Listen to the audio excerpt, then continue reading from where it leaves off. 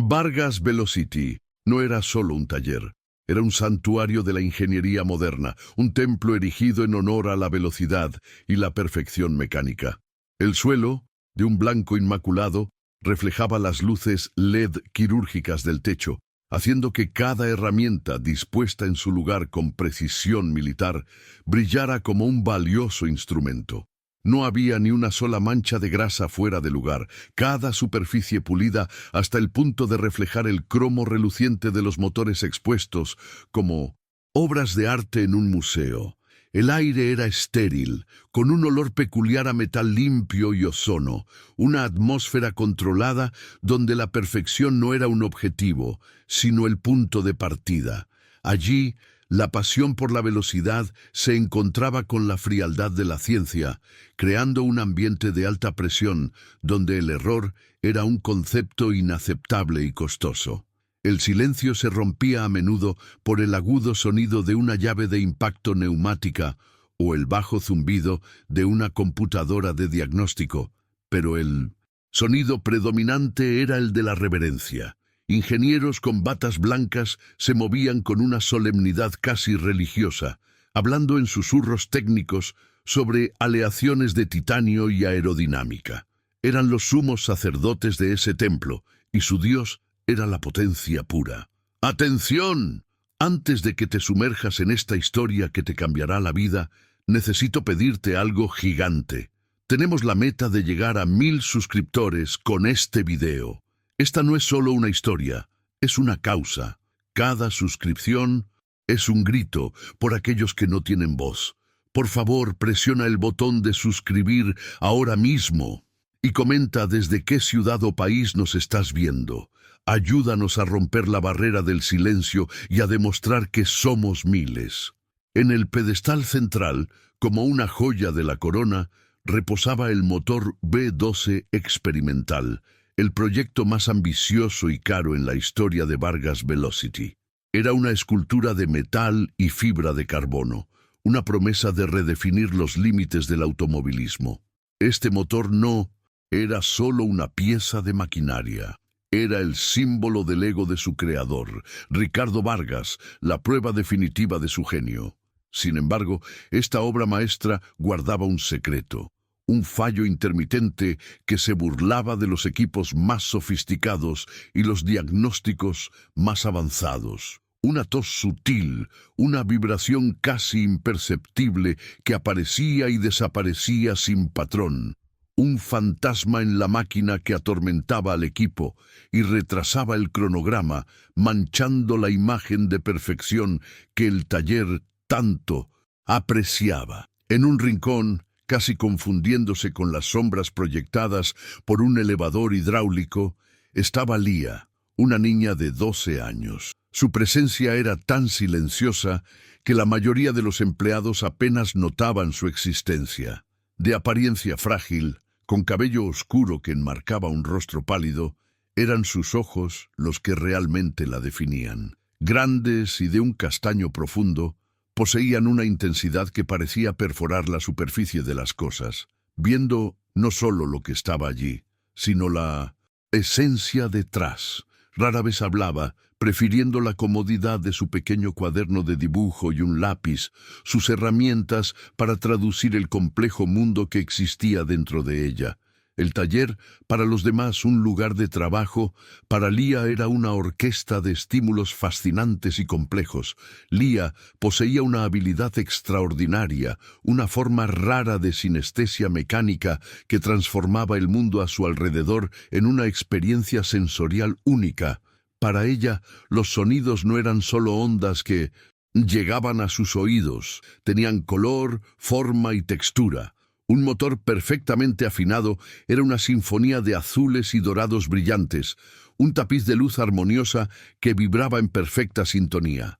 Sin embargo, un fallo, por pequeño que fuera, se manifestaba como una mancha disonante en su percepción, un color enfermizo y pulsante que rompía la belleza de la melodía mecánica.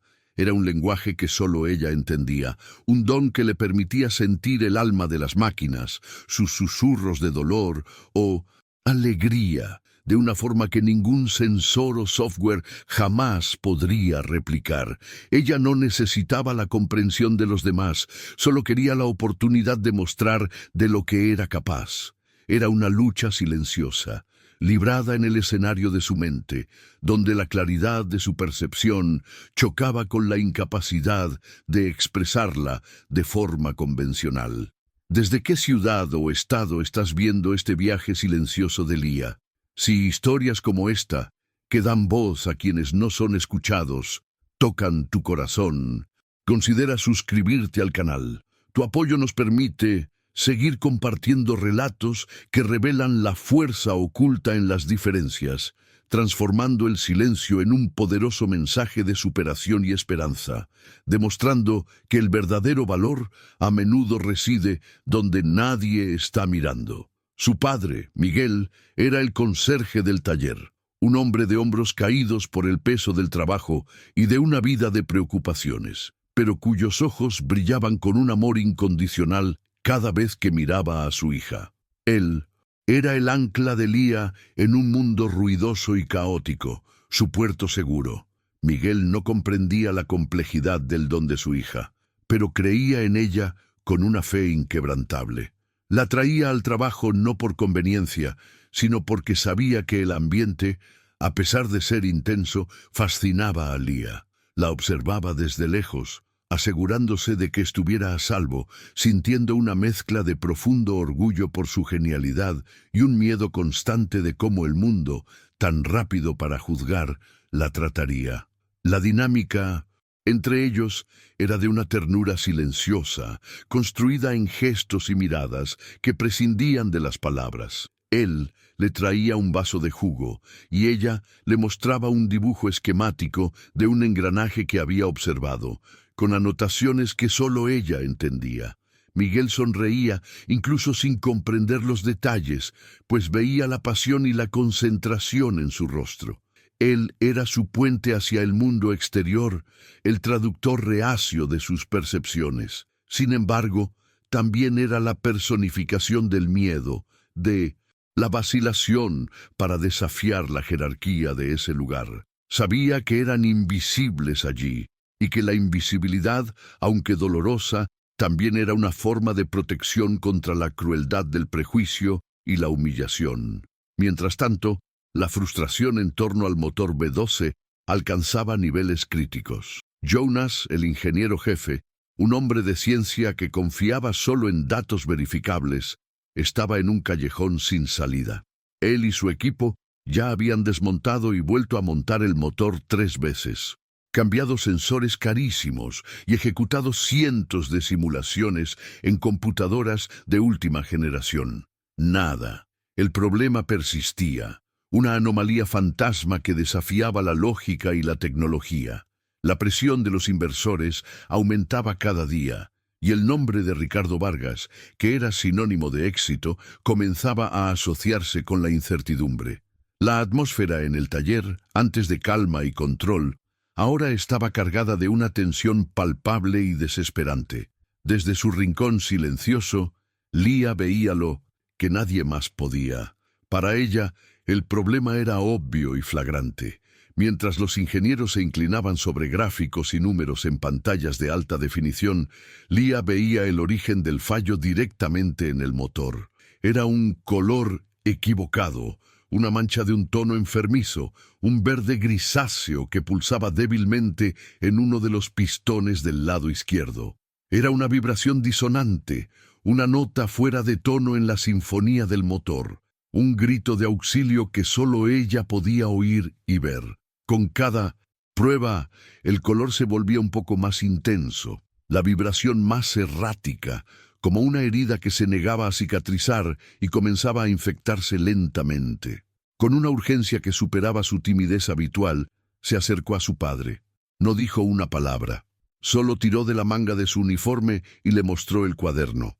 En la página había un dibujo increíblemente detallado de un pistón. Con el lápiz señaló un área específica donde había dibujado una pequeña grieta, casi invisible a simple vista, y a su Alrededor, un sombreado que representaba el color enfermizo que percibía. Luego, señaló su propio oído e hizo una mueca, tratando de comunicar el dolor, la disonancia que sentía provenir de esa pieza. Miguel entendió el mensaje, y su corazón se encogió de preocupación e impotencia. La percepción de la comunidad de ingenieros sobre Lía era, en el mejor de los casos, de indiferencia. Para ellos, ella era solo un elemento de fondo, la hija callada del conserje, una niña que pasaba el tiempo garabateando en lugar de jugar. La veían, pero no la observaban. En su universo de ecuaciones complejas y datos empíricos no había espacio para una verdad que no pudiera ser medida, cuantificada e impresa en un informe. La idea de que una niña, y además una niña rara que apenas hablaba, pudiera ver algo que sus instrumentos de millones de dólares no podían, era simplemente absurda. Una fantasía infantil que no merecía un segundo de atención en su mundo serio y profesional. La tensión en el taller crecía exponencialmente. Cada día que pasaba con el motor B12 sin solución representaba una pérdida financiera y, más importante, una mancha en la reputación de Ricardo Vargas. Caminaba por el taller como una tormenta contenida, su impaciencia irradiando y poniendo a todos al límite. Las conversaciones susurradas se detenían cuando él pasaba y el sonido de las herramientas parecía más nervioso bajo su atenta mirada. La búsqueda del fallo se había convertido en una caza de brujas, con la culpa siendo sutilmente empujada de un departamento a otro. El motor, antes un símbolo de triunfo, ahora era un monumento al fracaso inminente, y la presión por encontrar una solución, cualquier solución, volvía el ambiente tóxico y desesperado. Lía continuaba observando, sintiendo la disonancia del motor crecer como una fiebre. La mancha verde grisácea en su percepción ahora tenía vetas de un rojo opaco, como venas de sangre formándose en un hematoma. Sentía la angustia de la máquina, el estrés del metal siendo llevado más allá de su capacidad de soportar. En sus ojos, el desastre ya estaba ocurriendo en cámara lenta. Era una certeza silenciosa y aterradora. El sonido del fracaso, para ella, no era la explosión que aún estaba por venir, sino ese zumbido persistente y enfermizo que solo ella podía oír, un presagio terrible que anunciaba la inevitable destrucción que se acercaba, ignorado por todos a su alrededor. La figura de Ricardo Vargas dominaba el taller no solo por su posición de dueño, sino por un aura de autoridad impaciente que lo precedía. A los 50 años había forjado un imperio a partir de grasa y determinación, y llevaba esa historia como una armadura. Para las cámaras de los programas de automovilismo y para los inversores, era un visionario carismático, un hombre que hablaba de motores con la pasión de un artista. Tras bastidores, sin embargo, la pasión daba paso a una arrogancia fría y a una intolerancia visceral hacia cualquier cosa que no fuera su propia intuición. Creía en dos cosas: en la perfección de sus máquinas y en la infalibilidad de sus instintos, y veía cualquier desviación de sus planes como una ofensa personal. Su presencia era un termómetro para la tensión del ambiente. Cuando estaba ausente, los ingenieros colaboraban con una camaradería profesional. Cuando él entraba, las conversaciones cesaban, los hombros se encorvaban y el enfoque se convertía en un intento desesperado por anticipar sus críticas. Él no caminaba, patrullaba, con una mirada que parecía encontrar defectos microscópicos en todo y en todos. Para Ricardo, Lía era una de esas imperfecciones. No la veía como una niña, sino como una variable descontrolada en su entorno meticulosamente ordenado, una rareza silenciosa que manchaba la imagen de profesionalismo que tanto se esforzaba por proyectar. La presencia de ella lo irritaba de una manera que ni él mismo podía articular. El motor V12 era su obsesión. Pasaba horas y horas mirando la máquina, como un general estudiando un mapa de batalla. El fracaso en diagnosticar el fallo era más que un problema técnico, era un insulto directo a su competencia. Cada informe inconcluso de su equipo era recibido con un desprecio velado. Creía que sus ingenieros, con toda su formación académica y confianza en los datos, se habían vuelto ciegos. Les faltaba el sentimiento, la conexión visceral con la máquina que él, el mecánico que se hizo millonario, creía poseer. Estaba convencido de que la respuesta no estaba en los sensores, sino en un enfoque más agresivo, en forzar al motor a revelar su secreto a través de la fuerza bruta. Mientras tanto, Miguel sostenía el cuaderno de Lía con manos temblorosas. El dibujo del pistón parecía quemar en sus dedos. Miraba a su hija, que permanecía con los ojos fijos en el motor, y veía la certeza absoluta en su postura. Luego, miraba a los ingenieros y a la imponente figura de Ricardo Vargas, y sentía un nudo de miedo formarse en su estómago. Hablar sería un riesgo inmenso. Sería exponer a Lía al ridículo, quizás incluso arriesgar su empleo, lo único que garantizaba la estabilidad de ambos. El miedo lo paralizaba, el susurro de la autoconservación gritando que se quedara quieto, que protegiera a su hija permaneciendo en la invisibilidad que siempre les sirvió de escudo. Sin embargo, la angustia en el rostro de Lía era más fuerte que su miedo. Veía en ella no un capricho infantil, sino una agonía genuina, una urgencia que él, como padre, no podía ignorar. Con el corazón martillando contra sus costillas, tomó una decisión. No se atrevería a acercarse a Ricardo, ni siquiera a Jonas, el ingeniero jefe. En su lugar, eligió un objetivo más seguro, un ingeniero junior, un joven que a veces le daba un simpático buenos días. Se acercó al muchacho con el cuaderno extendido, las palabras tropezando unas con otras mientras intentaba explicar. Mi hija, ella siente algo. En el pistón, un sonido equivocado, murmuró, la voz casi inaudible en medio del zumbido del taller. El joven ingeniero miró el dibujo con una curiosidad educada, pero claramente escéptica. Veía el detalle, la precisión casi fotográfica, pero la explicación de Miguel no tenía sentido en su mundo de datos y física. Señor Miguel, ya hemos verificado los pistones con ultrasonido y escáneres de resonancia. No hay absolutamente nada, ninguna microfisura, ningún estrés en el metal. Los datos son claros, dijo él, con una amabilidad que casi hería más que la burla.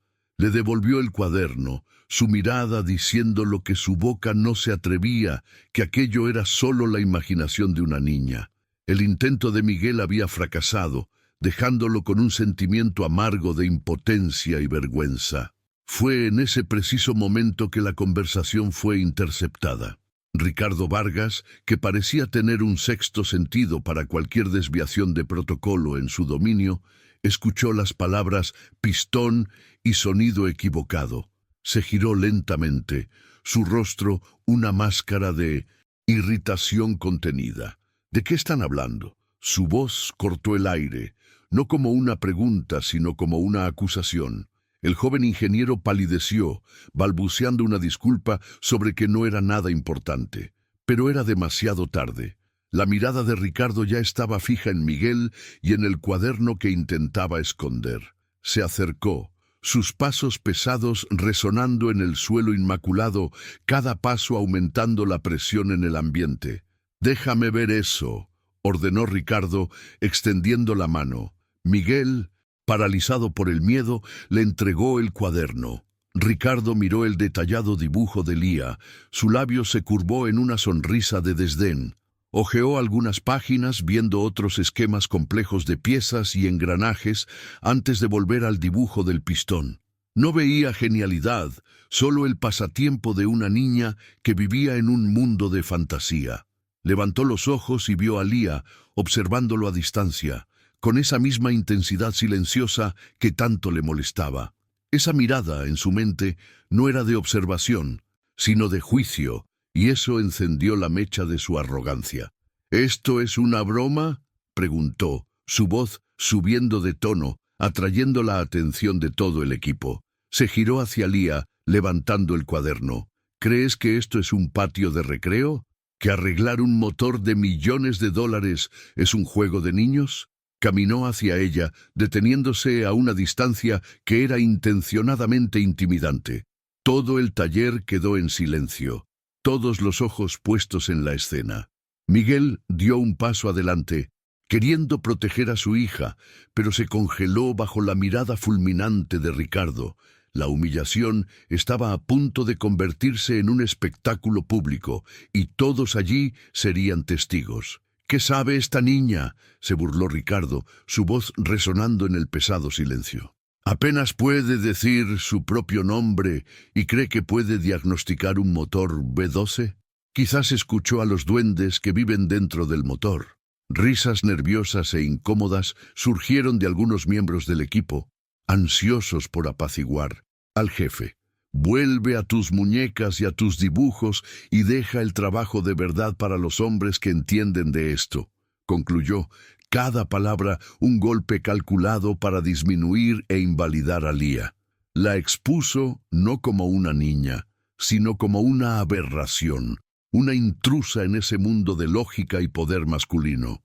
Luego, con un gesto final de desprecio, arrancó la hoja del cuaderno.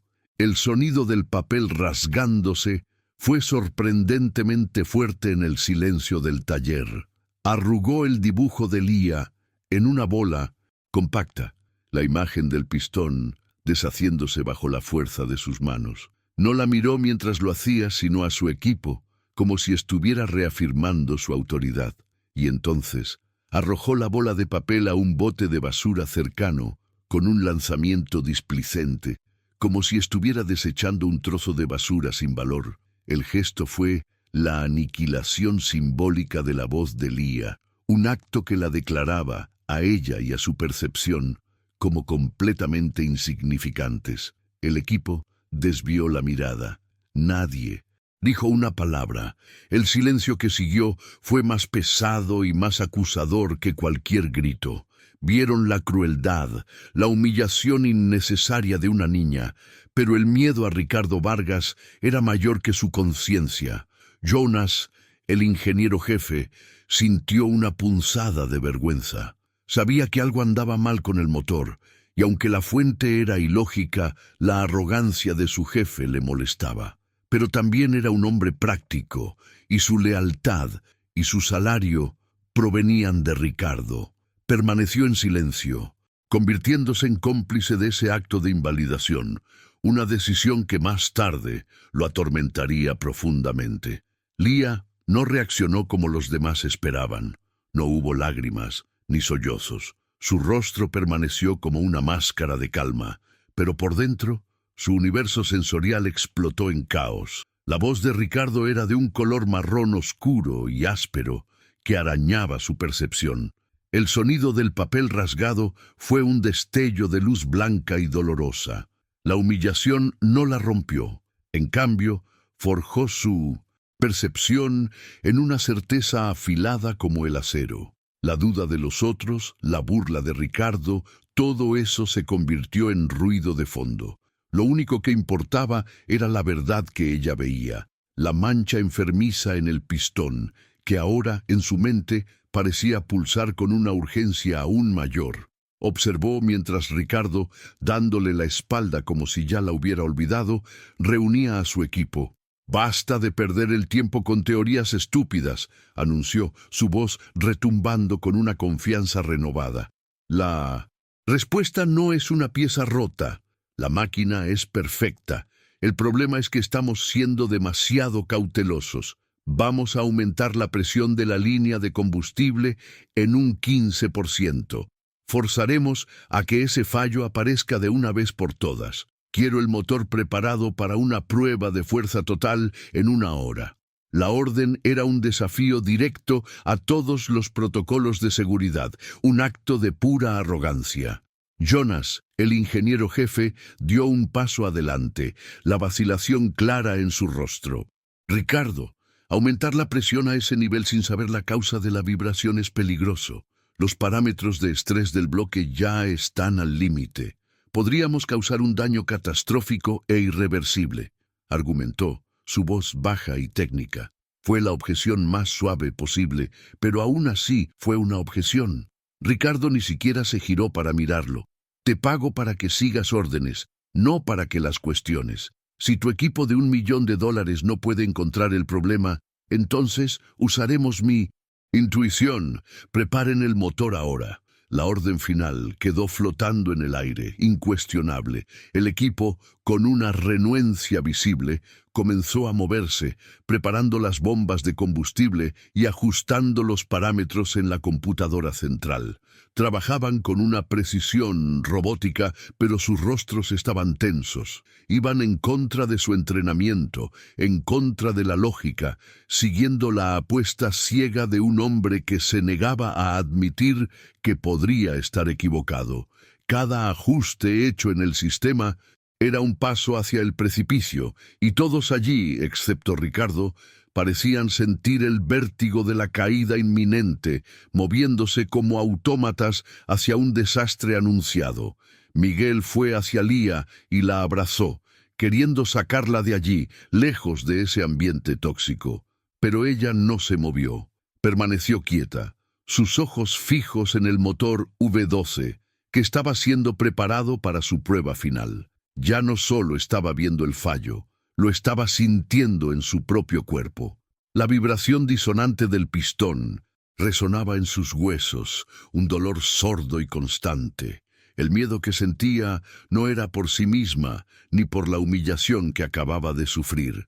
Era una empatía profunda y aterradora por la máquina, una hermosa creación que estaba a punto de ser brutalmente destruida por la ignorancia y el orgullo de su creador. Mientras el equipo seguía las órdenes, Lía sentía que el color del fallo cambiaba drásticamente. El verde grisáceo enfermizo comenzó a oscurecerse, transformándose en un púrpura profundo y pulsante, atravesado por venas de un rojo sangre que brillaban con una intensidad febril. La disonancia sonora en su mente se convirtió en un zumbido agudo y ensordecedor, como el sonido de metal partiéndose en cámara lenta. Era una visión de pura agonía mecánica, una premonición tan clara y vívida que era casi insoportable de presenciar. Sabía, con una certeza que trascendía cualquier cálculo, que el motor no sobreviviría a la prueba. Estaba asistiendo a una cuenta regresiva hacia la catástrofe. Cada palabra de duda que escuchaba la fortalecía, pues sabía que el verdadero desafío no era demostrarles algo a ellos, sino permanecer fiel a la verdad que solo ella podía ver. Si alguna vez te has sentido solo en tus convicciones, si has tenido que luchar contra la incredulidad para defender aquello en lo que crees, sabe que esa fuerza te hace especial. Suscríbete a nuestro canal para más historias de resiliencia y para ayudarnos a seguir amplificando voces que, como la de Lía, merecen ser escuchadas. Tu viaje es nuestro viaje y juntos podemos transformar la duda en un testimonio de coraje, mostrando al mundo el poder de la percepción única. La preparación para la prueba fue rápida y tensa. Los ingenieros conectaron sensores adicionales no para encontrar el fallo, sino para monitorear la autodestrucción que secretamente anticipaban. El aire se volvió pesado con el olor a combustible de alto octanaje. Ricardo Vargas supervisaba todo con una sonrisa satisfecha, interpretando la tensión de su equipo como la emoción que precede a un gran descubrimiento. Estaba completamente ciego a la realidad de la situación, inmerso en su propia narrativa de triunfo, convencido de que estaba a punto de callar a todos los escépticos y demostrar una vez más que su instinto era supremo. El motor fue colocado en el banco de pruebas, una celda de vidrio a prueba de balas, diseñada para contener explosiones. La ironía de esa precaución parecía pasar desapercibida para Ricardo. Ordenó que el área fuera evacuada, excepto por el equipo esencial. Miguel intentó llevarse a Lía, pero ella se resistió, con los pies clavados en el suelo. Sus ojos nunca dejaron el motor, ni por un segundo. Necesitaba ser testigo, necesitaba ver su terrible profecía hacerse realidad. Era como si se hubiera convertido en la guardiana silenciosa de ese momento, la única que verdaderamente entendía el sacrificio que estaba a punto de ocurrir. El equipo se reunió en la sala de control, detrás de otra capa de vidrio reforzado. Los monitores mostraban una cascada de números y gráficos, todos mostrando parámetros en verde, listos para el inicio de la prueba. Jonas se sentó en la consola principal, sus manos flotando sobre los controles, pero fue Ricardo quien asumió el mando.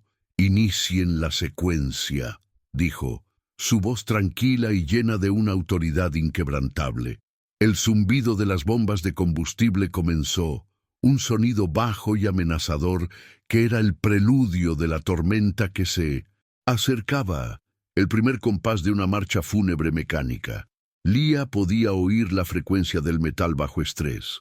Para ella, no era un concepto abstracto de ingeniería, sino un sonido real, un gemido agudo y fino que se superponía a todos los demás ruidos. Era el sonido de moléculas siendo separadas, de enlaces atómicos estirándose hasta el punto de ruptura.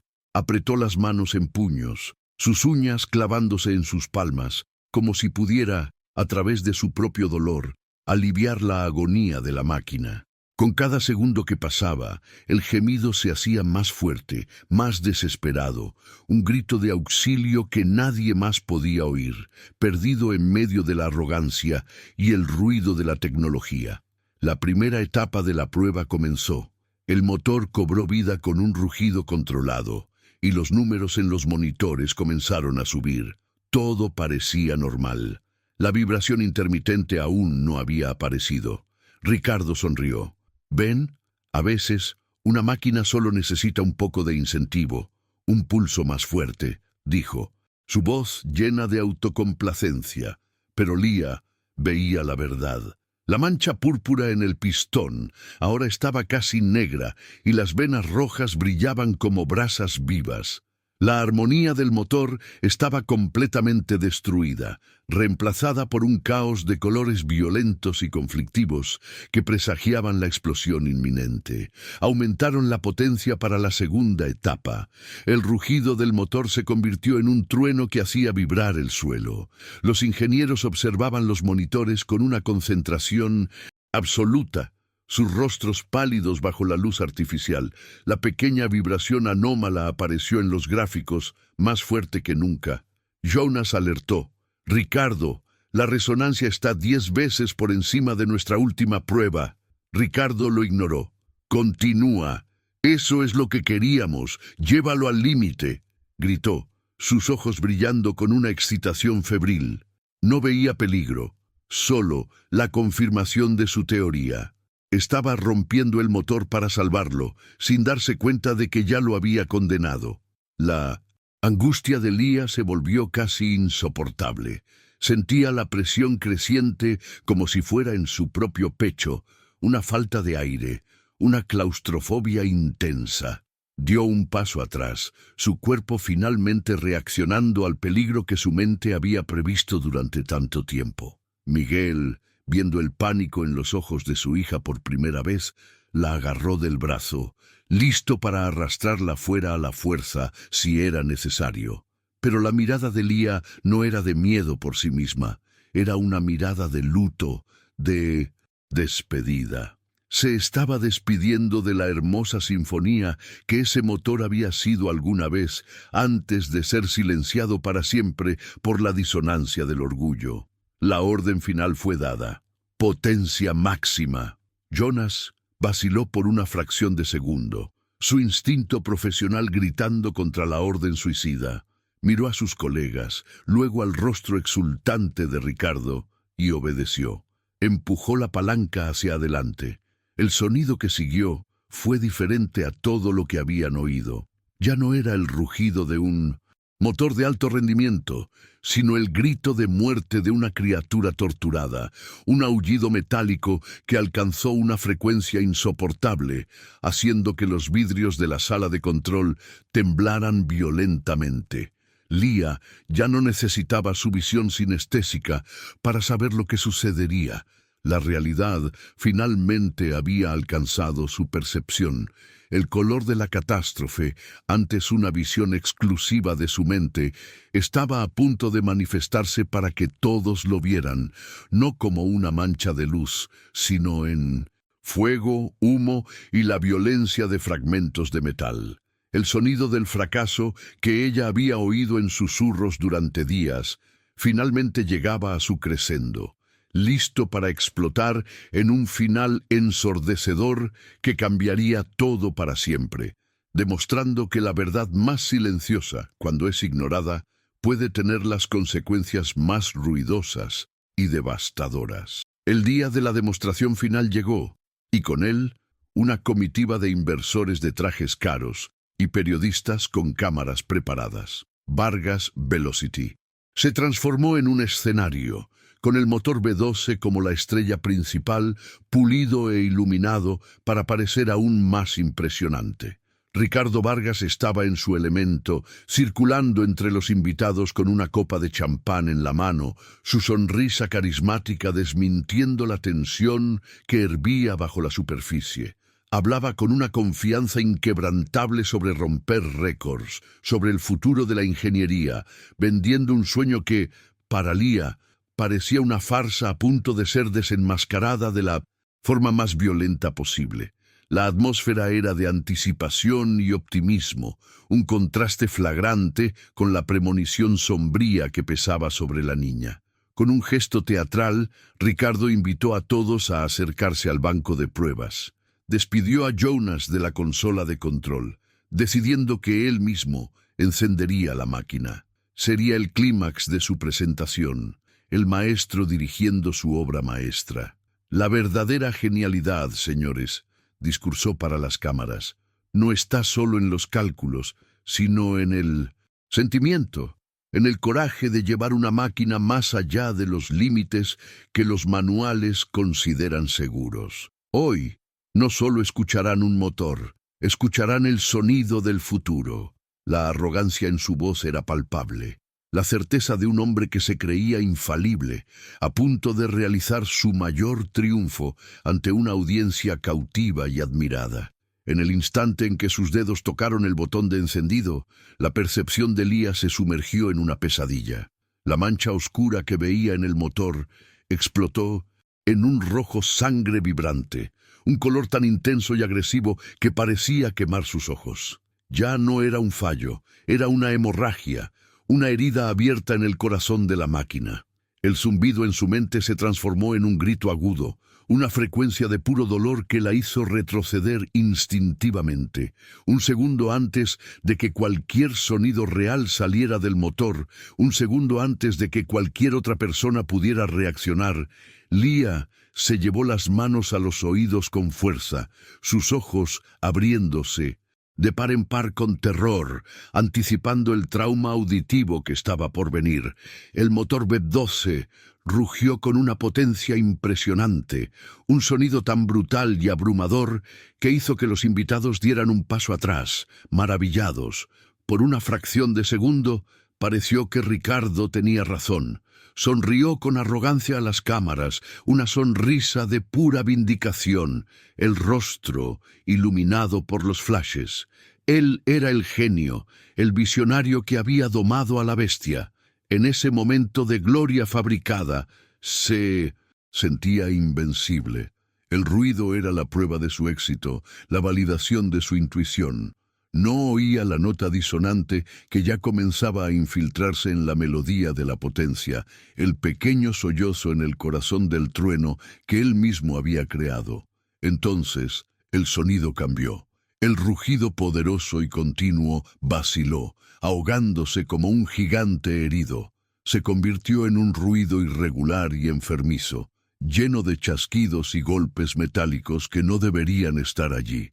En la sala de control, los rostros de los Ingenieros se transformaron en máscaras de pánico. Los monitores, que antes mostraban gráficos estables, ahora eran una cacofonía de alertas rojas y números que se desplomaban o subían a niveles críticos. Todos los niveles en rojo, presión del aceite cayendo, temperatura del bloque subiendo exponencialmente, gritó Jonás, su voz profesional quebrada por el pánico. La máquina se estaba desintegrando por dentro y los datos finalmente confirmaban la catástrofe.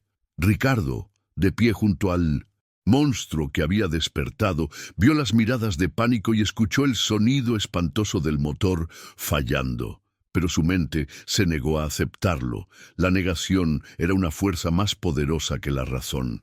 Esto no podía estar sucediendo, no delante de todos, no a él. En un acto final de desesperación y orgullo herido, cometió su error más grave. En lugar de activar el apagado de emergencia, avanzó y empujó la palanca del acelerador aún más, en un intento insensato de forzar al motor a superar el fallo, de subyugar la realidad con su propia voluntad, gritándole a la máquina como si pudiera oírlo. La respuesta del motor fue instantánea y violenta. Con un silbido agudo, una llamarada de fuego azul y naranja escapó de una junta sobrecalentada en el lateral del bloque. El calor fue tan intenso que el aire circundante parpadeó. Segundos después, un sonido agudo de metal partiéndose resonó, más fuerte que el ruido del motor. Una pequeña pieza de metal incandescente, un fragmento de pistón o una válvula, fue expulsada de la carcasa como una bala de cañón. Voló por el aire, un proyectil mortal al rojo vivo, trazando un arco perfecto hacia el grupo de inversores que estaban paralizados entre la fascinación y el horror, completamente vulnerables. El tiempo pareció estirarse, cada milisegundo convirtiéndose en una eternidad. Lía vio el proyectil, un punto de luz roja cortando el aire. Vio su trayectoria. Vio el rostro del hombre que estaba en su camino, uno de los inversores que miraba hipnotizado, el motor en llamas.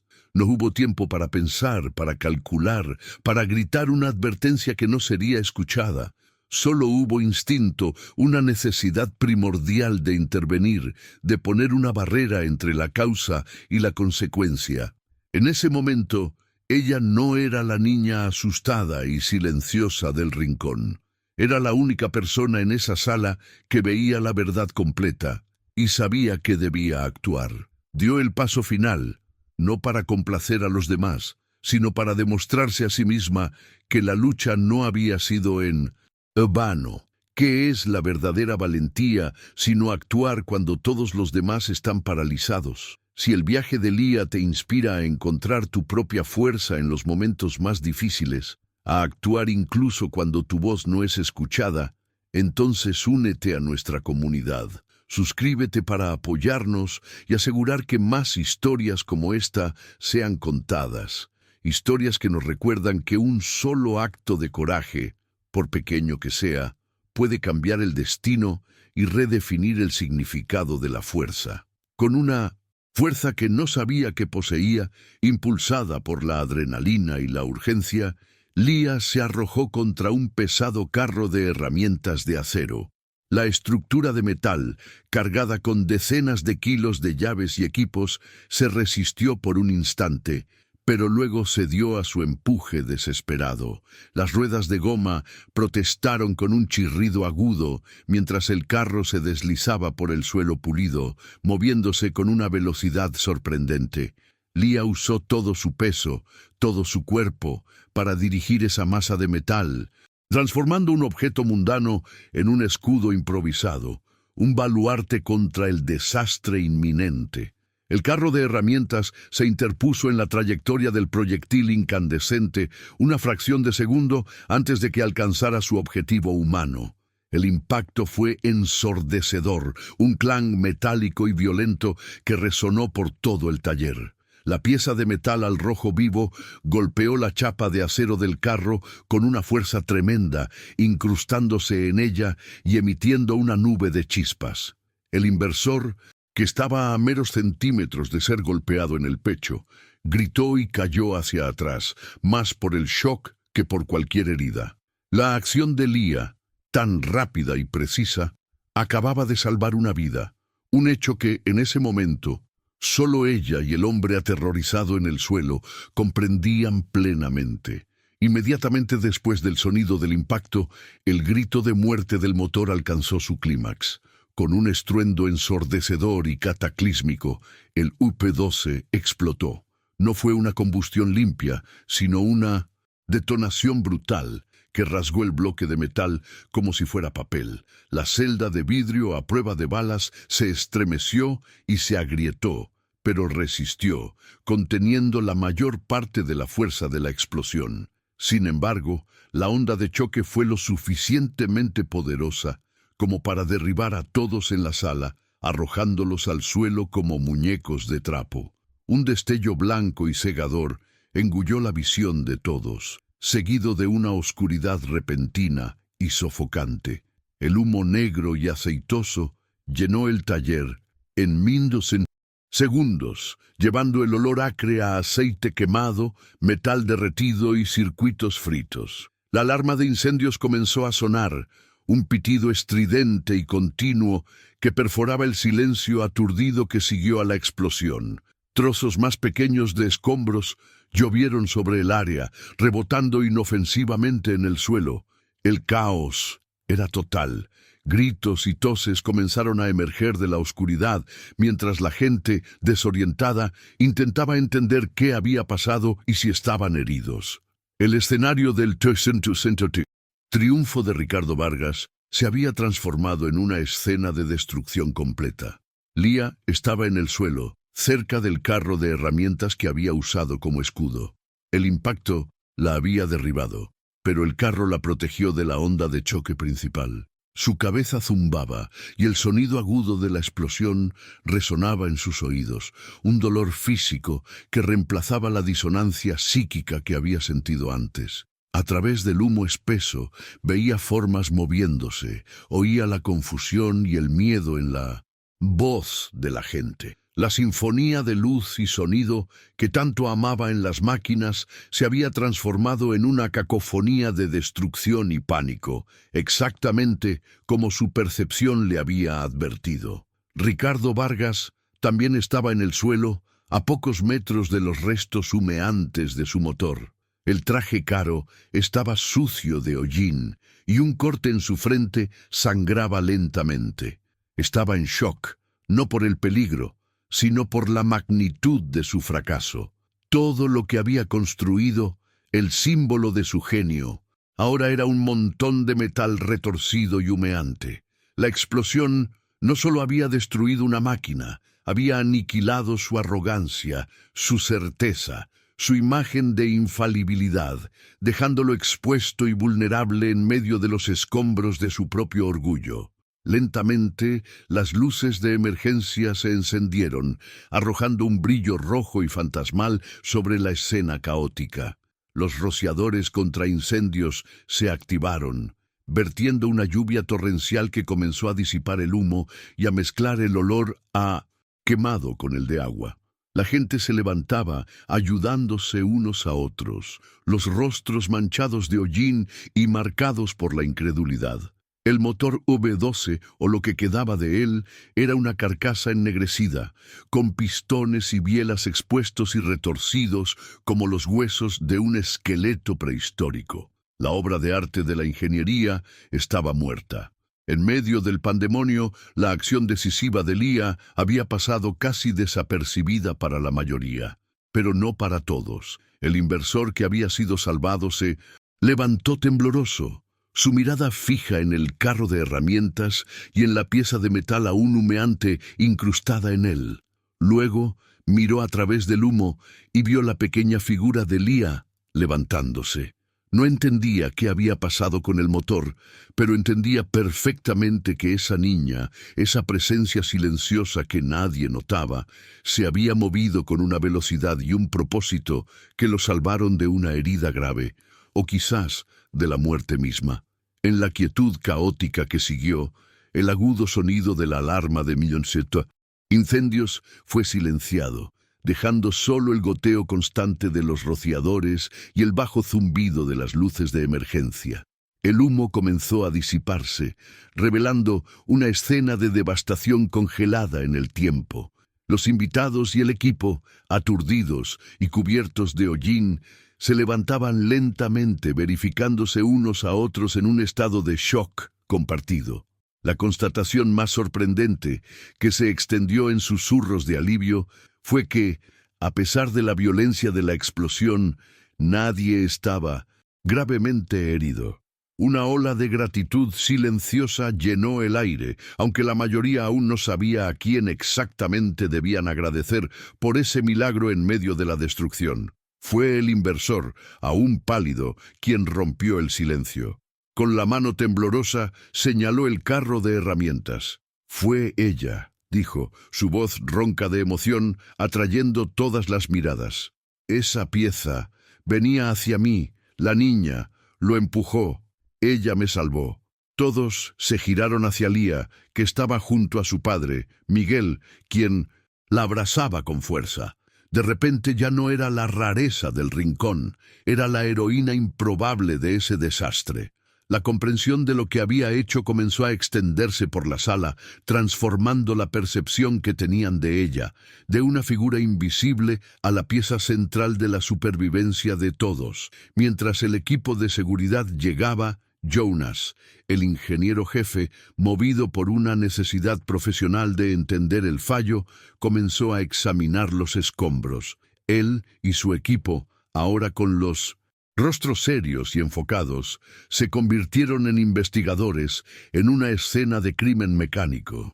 Rodeando los restos retorcidos, comenzaron a identificar los puntos de ruptura, a seguir el rastro de la destrucción hasta su origen. Fue uno de los ingenieros más jóvenes quien encontró el corazón del desastre, los restos fracturados de un pistón, incrustados en lo que quedaba del bloque del motor. Incluso para un ojo inexperto, estaba claro que el fallo catastrófico había comenzado allí. Al inspeccionar la pieza más de cerca, Jonas sintió un escalofrío recorrer su espalda. Allí, en el borde fracturado del metal, visible ahora que la pieza estaba destruida, estaba la prueba